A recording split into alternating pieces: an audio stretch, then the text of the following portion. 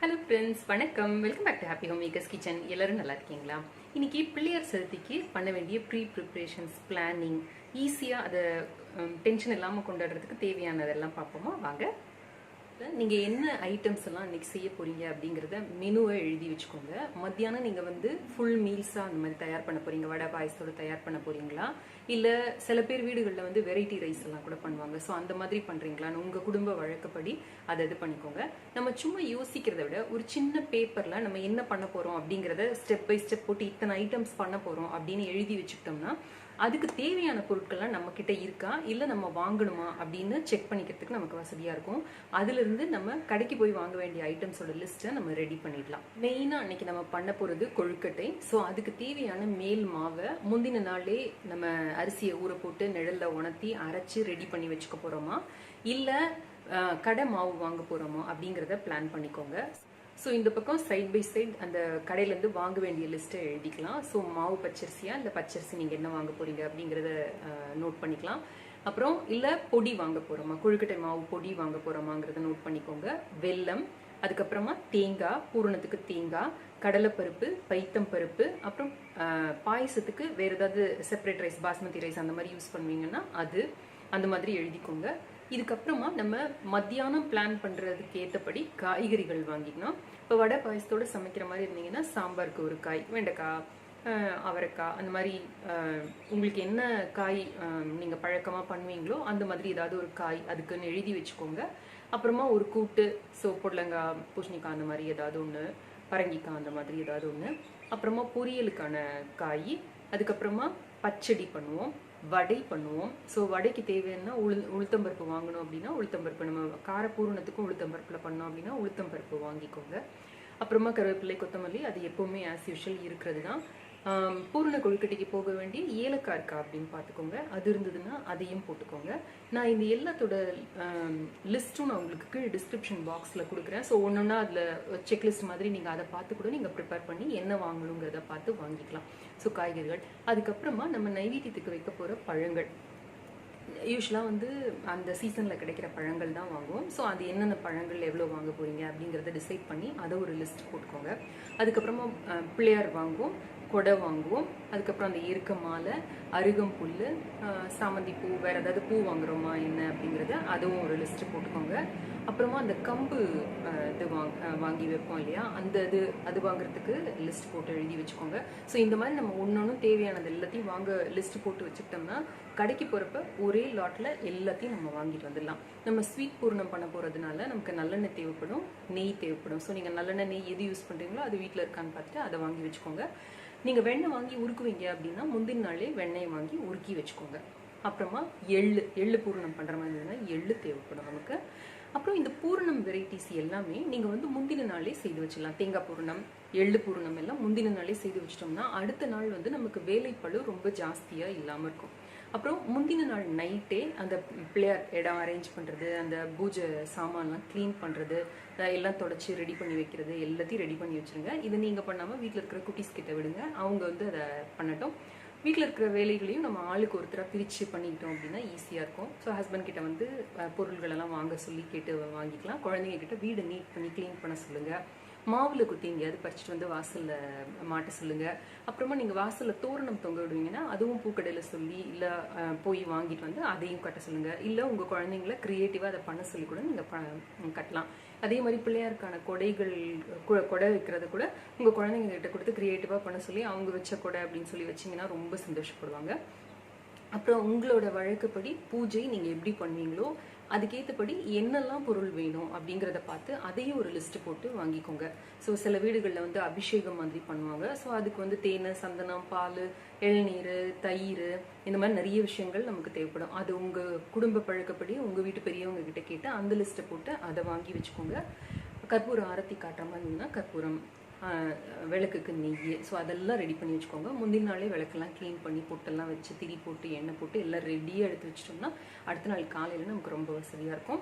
அப்புறம் சாம்பிராணி காட்டுற மாதிரி இருந்ததுன்னா அந்த சாம்பிராணிக்கான கறியோ இல்லை அந்த கொட்டாங்குச்சி எது வேணுமோ நான் வீட்லேயே அந்த கொட்டாங்குச்சி யூஸ் பண்ணி எப்படி சாம்பிராணி ஈஸியாக போடுறது அப்படிங்கிறதுக்கான ரெசிபி லிங்க் கீழே கொடுக்குறேன், நீங்கள் வேணால் அதை பார்த்துக்கோங்க. நைட்டு டைம் வந்து ஊற வைக்க வேண்டியதெல்லாம் ஊற வச்சுருங்க. கொண்டக்கடலை சுண்டலுக்கு நம்ம வைப்போம் இல்லையா, ஸோ அதை வந்து நைட்டே ஊற வச்சிடலாம். காலையில் குளிச்சுட்டு நீங்கள் வந்து பச்சரிசி இட்லி நிறைய பேர் வீட்டில் பண்ணுவாங்க. அந்த மாதிரி பச்சரிசி இட்லி பண்ணுற பழக்கம் உங்களுக்கு இருந்தது அப்படின்னா முந்தின நாளே அந்த பச்சரிசி ஊற வச்சு அரைச்சி அதை புளிக்க வச்சு அந்த இதுவும் பண்ணிக்கோங்க. ஸோ அடுத்த நாள் காலையில் நீங்கள் வந்து பிரேக்ஃபாஸ்ட் பண்ண போகிறீங்களா இல்லை டேரெக்டாக பிரஞ்ச் மாதிரி இந்த நைவேத்தியம் பண்ணிவிட்டு அதை இது பண்ண போகிறீங்களா அப்படிங்கிறத பிளான் பண்ணிட்டீங்கன்னா பிரேக்ஃபாஸ்ட் என்ன பண்ணுறது அப்படிங்கிறத பிளான் பண்ணிக்கலாம். நீங்கள் டேரெக்டாக பிரஞ்ச் மாதிரி போகிற மாதிரி இருந்ததுன்னா காலையில் ஒரு சத்து மாவு கஞ்சி அந்த மாதிரி ஏதாவது ஒன்று எல்லாருக்கும் வீட்டில் இருக்கிற எல்லாருக்கும் கொடுத்துட்டிங்கன்னா வயிறும் கொஞ்சம் இதாக இருக்கும். நம்ம பூஜை பண்ணுற வரைக்கும் அவங்க வெயிட் பண்ணிட்டு இருப்பாங்க, நமக்கும் டென்ஷன் இல்லாமல் இருக்கும், கொஞ்சம் பொறுமையாக செய்யறதுக்கும் வசதியாக இருக்கும். காலையில் எழுந்து குளிச்சுட்டு அடுத்த கட்ட வேலைகளில் இறங்கிடலாம். நீங்கள் வீட்டில் வந்து மாக்கோலம் எல்லாம் போடுற மாதிரி இருந்ததுன்னா கொஞ்சம் பச்சரிசி மாவு ஊற போட்டு அரைச்சி அந்த மாக்கோலம் போடுற வேலை. இது வந்து நம்ம வீட்டில் பொன் குழந்தைங்க இருந்தாங்கன்னா நீங்கள் அவங்ககிட்ட கொடுத்து செய்ய சொல்லலாம்.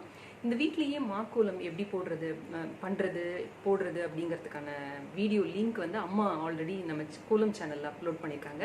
நான் அதோட லிங்க் வந்து உங்களுக்கு டிஸ்கிரிப்ஷன் பாக்ஸில் கொடுக்குறேன், நீங்கள் வேணும்னா பார்த்துக்கோங்க.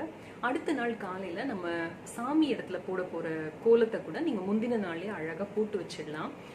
இல்லை நீங்கள் அடுத்த நாள் காலையில் போட போகிறீங்க அப்படின்னா வாசலில் என்ன கோலம் போட போகிறீங்க, பூஜை உள்ளில் என்ன கோலம் போட போகிறீங்கிறத முந்தின நாளே பார்த்து வச்சுக்கோங்க.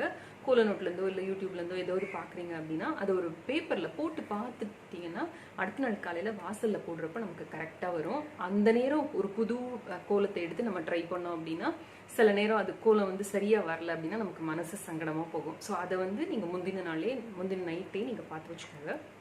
காலையில் நம்ம பண்ண வேண்டிய எல்லா ஐட்டத்துக்கும் எதெல்லாம் ஊற வைக்கணுமோ அது எல்லாத்தையும் ஊற வச்சிடலாம். இப்போ கடலைப்பருப்பு வந்து பூரணத்துக்கு நீங்கள் யூஸ் பண்ணுற மாதிரி இருந்தது, பாயசத்துக்கு நீங்கள் யூஸ் பண்ணுற மாதிரி இருந்ததுன்னா எவ்வளோ குவான்டிட்டி வேணுமோ அதை குளிச்சுட்டு வந்த உடனே அதை கொஞ்சம் எடுத்து ஊற போட்டு வச்சுருங்க. அதே மாதிரி பைத்தம்பருப்பு சுண்டலோ இல்லை பூரணமோ பண்ணுற மாதிரி இருந்ததுன்னா பைத்தம்பருப்பையும் எடுத்து ஊற போட்டு வச்சுருங்க.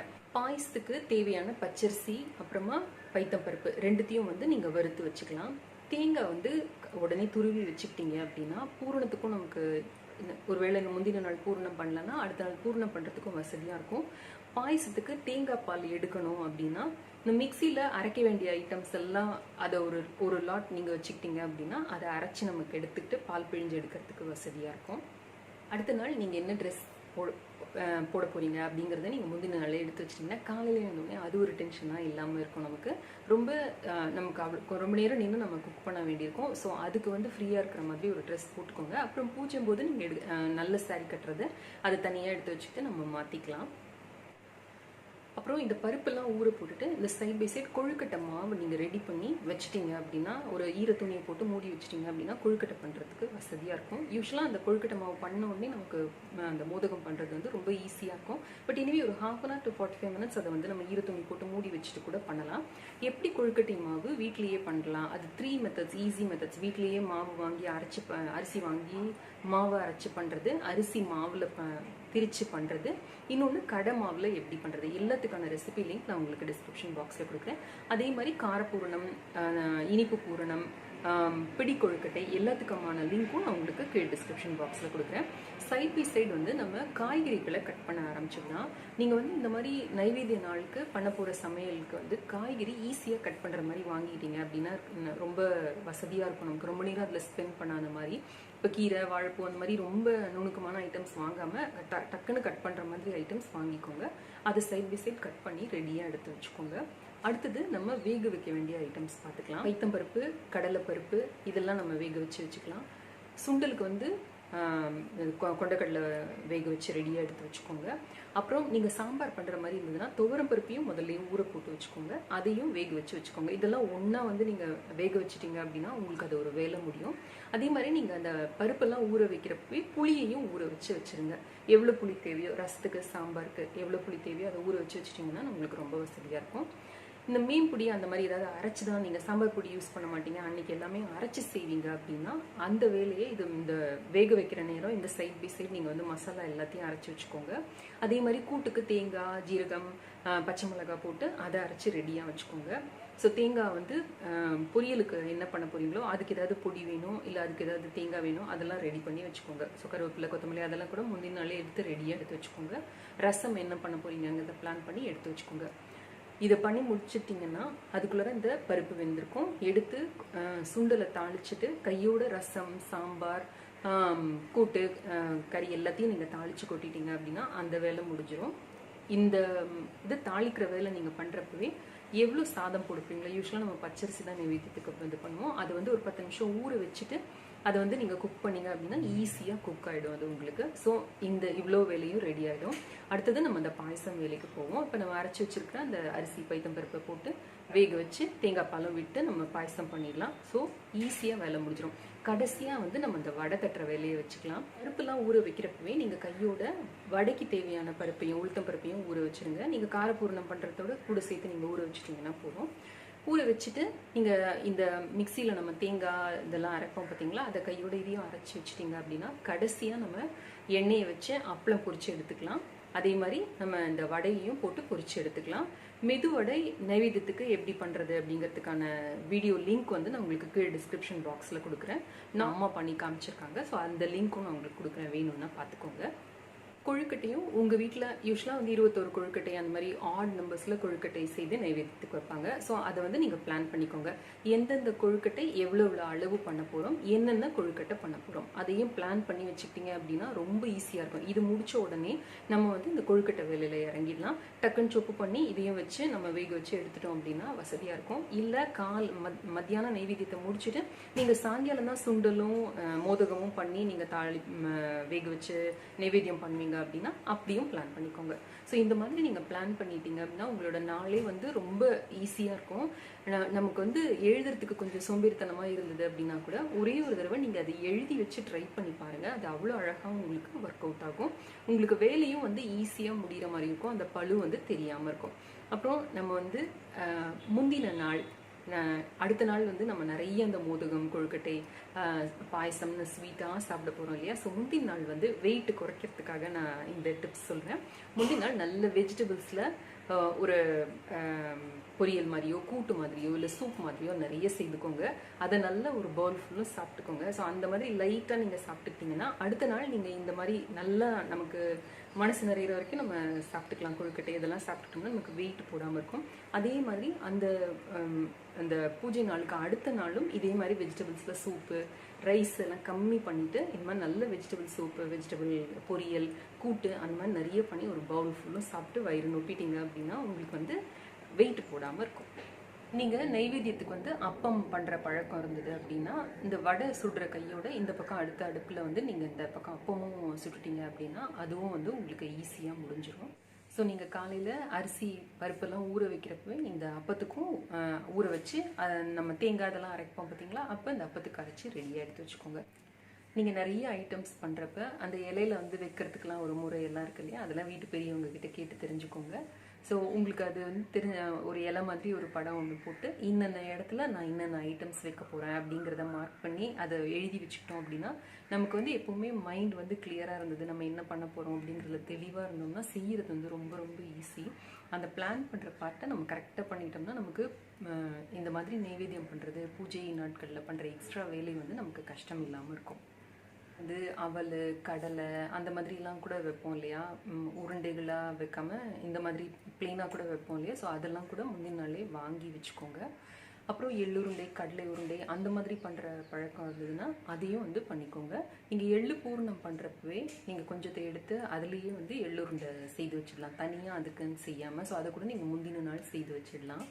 இந்த டிப்ஸ் எல்லாம் உங்களுக்கு ரொம்ப பயனுள்ளதாக இருக்கும்னு நினைக்கிறேன். அவசியம் இதெல்லாம் ட்ரை செய்து பாருங்கள். ட்ரை செய்து பார்த்து எனக்கு உங்களோட கமெண்ட்ஸையும் ஃபீட்பேக்கையும் கீழே இருக்கிற கமெண்ட் செக்ஷனில் எழுதி அனுப்புங்க.